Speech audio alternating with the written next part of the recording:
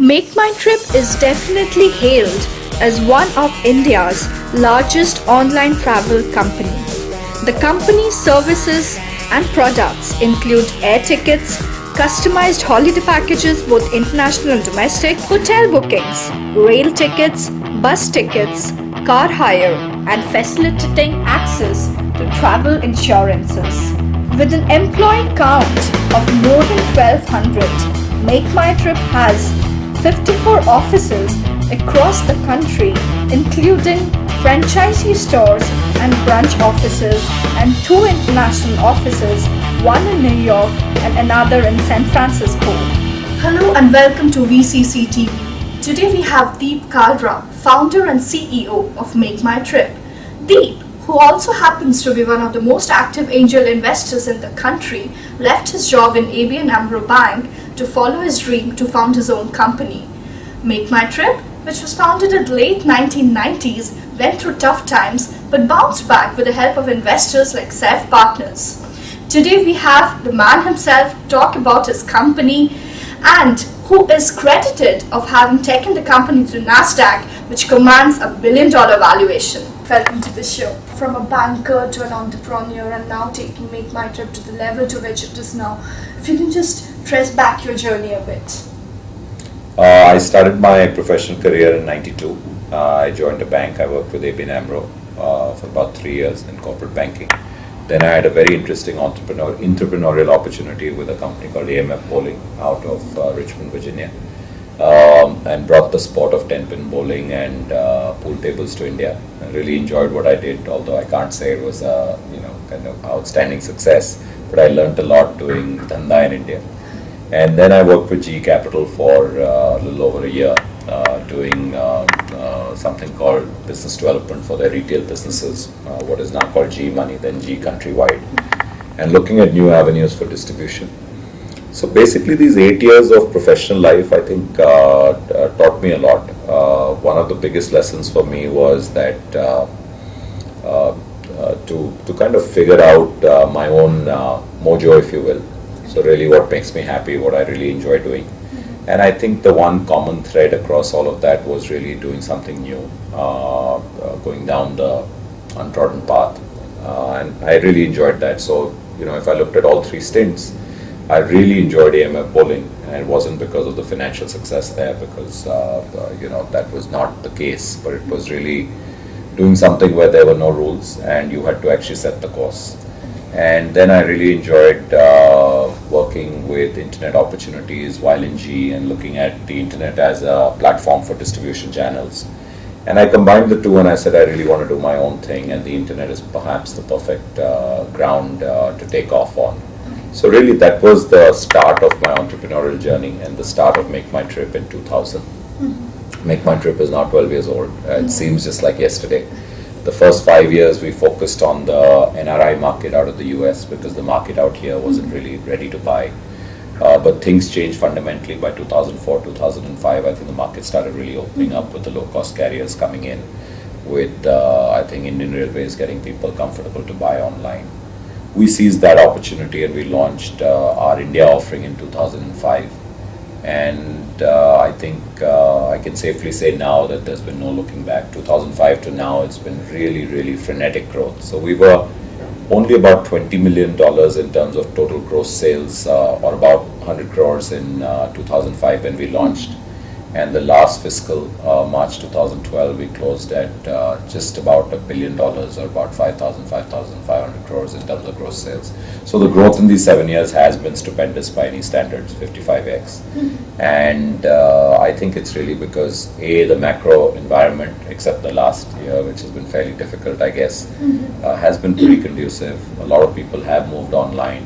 And I think our own strategies have paid off in terms of focus on customer usability, making sure we have the best pricing as well as a full product range. So all of this seems to have clicked well with our customer. Okay. And right now, how is the startup scenario different from that of the time you started MakeMytrip? I think it's fair to say that there's a huge difference. Way back in 2000, startup capital was really hard to get. I think there were a few people who could give you good advice, but very few people who were ready to invest in a business idea. And actually, interestingly, just before 2000, I think things were better. So 98, 99 was the heydays for .com, and a lot of people were actually funding early stage ideas, and by 2000 was drying up.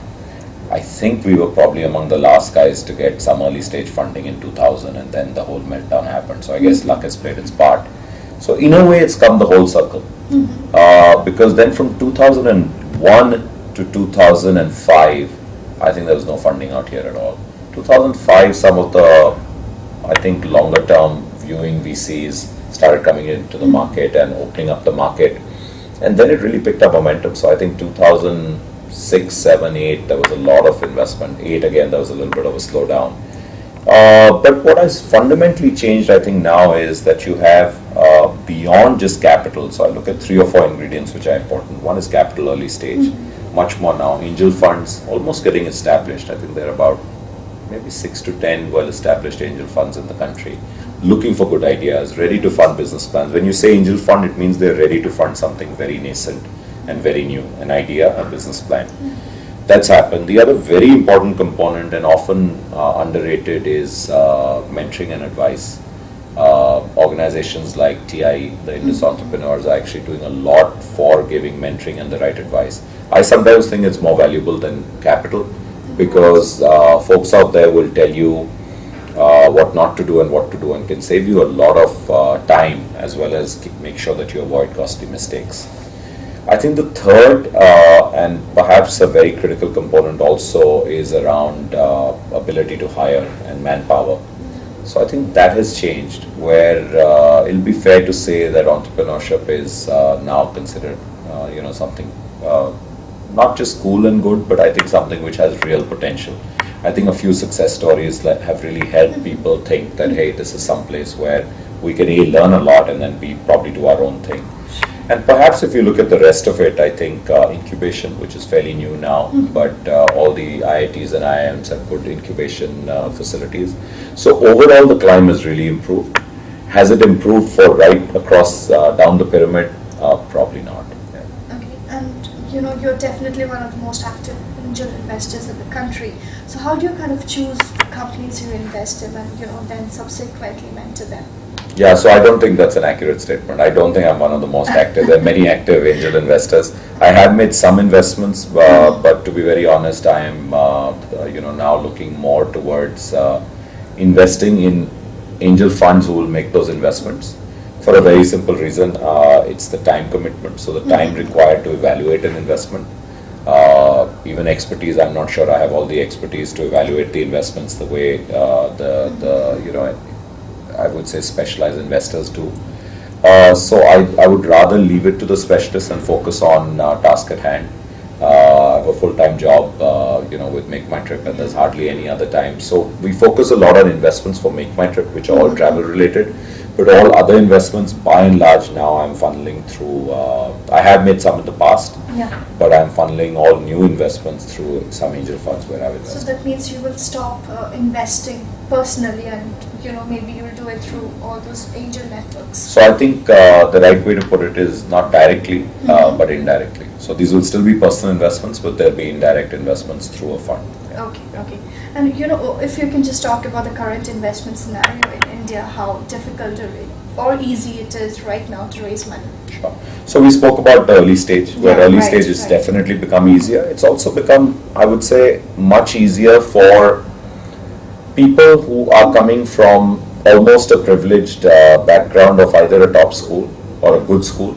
So I would say the top 30, 40 business schools and technology institutes will find it fairly easy. Or if you work for an MNC. Besides that, or rather beyond that, I think it's not that easy. And I worry, and we've been speaking about this at various fora, that how do people who are not from any of these good institutes, how do they access angel funding? It's not like you can't, but will people who are actually investing early stage, will they give that? Yeah, will they give them the same, marks, or will they give them the same regard as they'll give someone who probably is from a less esteemed college? So I worry about that, because India is clearly not about these 30, 40 colleges, much more beyond that. So I think that is still a challenge which remains. But besides that, I think in terms of just overall raising funding today, early stage, it's much easier than it was clearly a decade ago. But I think the last 6 months have... subsequent rounds have become difficult, right? So yeah, if we look at funding in terms of just subsequent rounds, it's bound to get a little more tougher, right? So it's obviously a pyramid, and very few companies are going to make it to the top. So as you go from early stage to first round to second round, perhaps you'll get that, and then people want to see beyond the first round. They want to see, okay, is there a clear line of visibility into profits, not just revenue growth. And then by the second round, they want to see both. They want to see very fast revenue growth, operating leverage kick in as well, on the bottom line. So I think there it becomes a little narrower, the set, and not so many companies have managed to cross that. That being said, I think we're seeing some pretty good examples come out now. So I think the next year is going to stay tough, but the companies who make it out of this, I think will really show the way for many other companies to follow. And MakeMytrip being a NASDAQ listed company, do you think that USA appreciates internet companies more than that of India? Undoubtedly. I mean, there's no question. I mean, the NASDAQ or NYSE or the US is really the mecca for internet companies. Just simple statistics, I think there's one listed internet company in India, InfoEdge. Right. And well, technically two, maybe there's 1, 2, 3 Greetings also listed on probably Calcutta, but really, one serious company. Whereas, there are probably a couple of hundred, I think, internet companies, just B2C, B2B, as well as around the internet, serving them, maybe more than that even in the US. So there's no comparison. So I think it's a question of, maturing of the market. So India will have the internet companies. Just Dial is fired, and they'll be out there soon. It's a very good company. And I think a few more success stories who are already getting critical mass will really help. So I think things are going to change.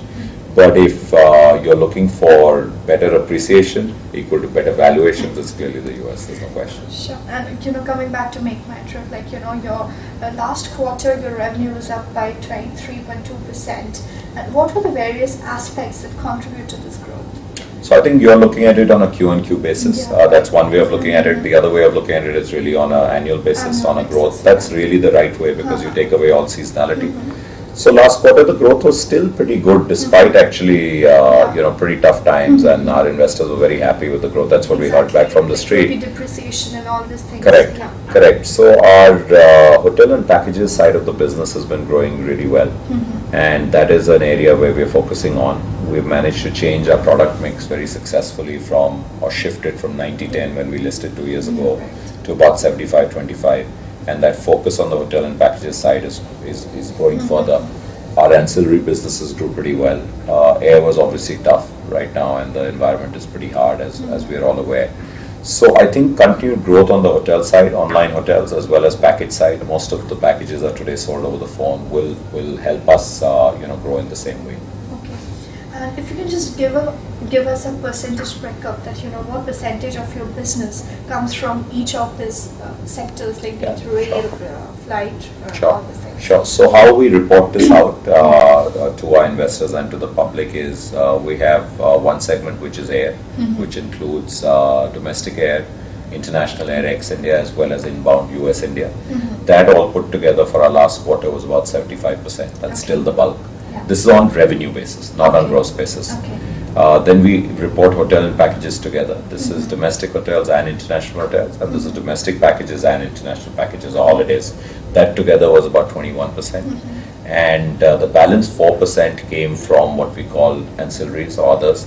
This included interstate bus tickets, car tickets, or other cab sales, rail tickets, as well as media, as well as insurance, travel insurance. Media is advertising on our site. So all this put together was about 4%. I can share with you that the segment number 2 and 3 are growing much faster than 1 right now, which is pretty clear. Okay, and do you think that the OTA, OTAs in India commanded the first phase of growth of Indian internet business? Yeah, that's fair to say. I think online travel has been clearly the bellwether for the internet industry. And it's not very different anywhere in the world. So online travel is one of the first verticals to really take off, or one of the first verticals to move online is travel anywhere in the world, for obvious reasons. I mean, if you think about it, there's no real logistics involved. With e-ticketing, it's all, everything is online and you just have to show up and travel. So this happens almost anywhere in the world. Yeah, the first wave will be travel, and then this will probably be followed by, as we're seeing, e-commerce. Okay. But also, what do you feel about all this new age OTAs which are coming up in India, like, be it a MyGola or a Travel Triangle, like they're doing good business now. It's actually very good for the industry. I think it's early days. I don't know if they're all doing the great business. I think they want to do better business. Exactly. These are new concepts, but they're very bright people behind this. So the MyGola founder, a company that we invested in recently, has one of the smartest teams we've seen in Ixigo. And Ixigo has changed their model to trip planning and is doing exceedingly well. And Travel Triangle is one of the other companies out there. And a whole host of other companies we see on the online travel space in the the other facets of it. So if you really look at online travel, it's about planning and research. So that's one aspect where people are focusing on, and then it's about the purchase, and then it's also about niche plays around. So I think the niche plays around are also doing pretty well. So whether it's the companies we spoke about, Holiday IQ, etc., these are all helping the overall industry grow. And I think the next wave will really come not from generic OTAs. I think we have enough homegrown as well as MNCs. Everyone's here. But you'll see a lot more coming into the niche areas. So what do you think, like this content research planning, this is playing a very important role? I think more and more people are now saying, one is if I know where to go, I just go to MakeMytrip and I'll get the tickets, but I'm not sure where to go. So help me plan my trip. And that's where I think there's an advocacy kind of role, or there's a consultative role which people want. And some of these sites are aiming. Probably earlier we used to see, used to book our tickets on and then probably go to an offline travel agent and plan our thing and make some tailor-made I think you'll be able to do everything online now, very easily. And on the mobile. I mean, if you look at some of the apps out there, we've been very pleasantly surprised with our mobile presence. So not just on, the standard mobile website, but if we look at our apps, the iPhone app has really taken us by good surprise, and it's doing exceedingly well. It's been one of the hottest and the most downloaded apps. BlackBerry app continues to do well, as well as the Android app. So I think a lot more work going forward. We're going to see people spend a lot more time online and on the mobile. So that, you've recently launched all this app. So what percentage of your business is coming from mobile? So we can talk about in terms of the share of queries. I think that's the right way, because it takes a little more time with 4G rollout, and with more Wi-Fi you'll get more of that. But there are days where for the air side of the business we've actually touched even 10% of all queries actually coming on mobile. But on the average this would be in the mid single digits, but growing. So that's the good part, growing very well. So at this stage we have been seeing, MakeMytrip introducing a new things like, Instabook, your Inspire, and like, Instabook is a great thing. I've been using it. It's really good. So, and the package trips, trip along. So, what do you think the next phase of growth for MakeMytrip, from where will it come from?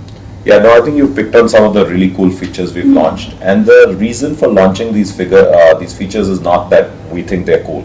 No, the real reason is, what do customers want? Exactly. So we spend a lot of time with our customers trying to understand what is it that they really want. And regular customers like yourselves said, hey, we want to just get in and out really quick. It just take a minute. Another day I was not carrying I just left my debit card, but because I was registered, I just booked it. That's the whole point. So that's exactly the point. Number and it was done. That's fantastic. So that's exactly the point. We want people who are regular users to say, hey, this is hassle-free, I don't need anything. I remember those 3 digits, everything else is out there, it's secure, it's good, and it gets done. So one click, as the name suggests, that's doing really well. Inspire, I think we're yet to see it in full glory, but it's really going to help a lot of people, as the name suggests, really help plan their trips, and also get inspiration around where can I go if this is what I like, or this is what my family likes. And when you see the combination of Inspire and some of the new devices out there, and you'll soon see something pretty cool come out with a partner, where it's really going to help people, get a good fix on where they'd like to go.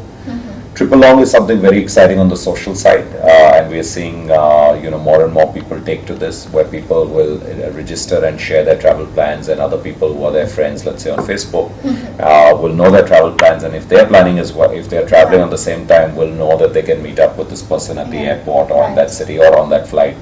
So these are very interesting features which are coming from research. And we're going to see this continue. This is actually one of the key reasons I think we've grown as fast as we have. You're going to see a lot more innovation come from us on the hotel side of the business. And last minute kind of hotel bookings, which is already doing quite well. Hotel bookings on the mobile, which is already in alpha for us. You're going to see more and more of this, and that's an area we think we'll see a lot more growth. Okay, and you also recently hired Sanket Atal as a CTO. Right. So what was the reason behind the hire? So Sanket is obviously a very senior technology leader. Right. Sanket was leading Computer Associates, CA Technologies in India, a company of 3,000 people, and he's come here to lead a technology team which is obviously much smaller in just. But definitely there's something in mind, like you are concentrating big time on technology as well now. Yeah, so product development and technology we believe are going to be the big differentiators for us, and that's the reason for really invest in a very senior leader like Sanket. And it's not just Sanket, I think we have a lot of other very senior folks in the leadership team.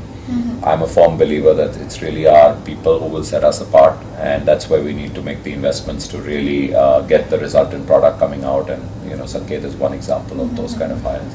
Okay, but also if you can also talk about your acquisition plans. Have you kind of, what are the companies you're looking at while you're acquiring?